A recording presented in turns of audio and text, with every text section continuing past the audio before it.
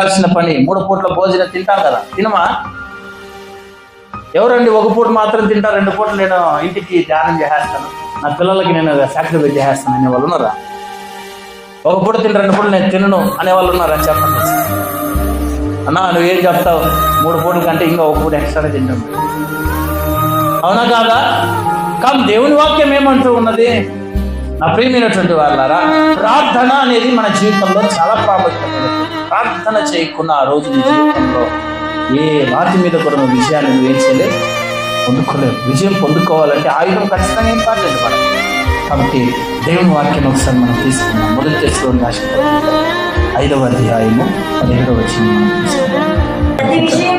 ప్రతి విషయమందును కృతజ్ఞతాస్తుతులు చెల్లించుడి, ఇలాగ చేయుట దేవుని చిత్తము.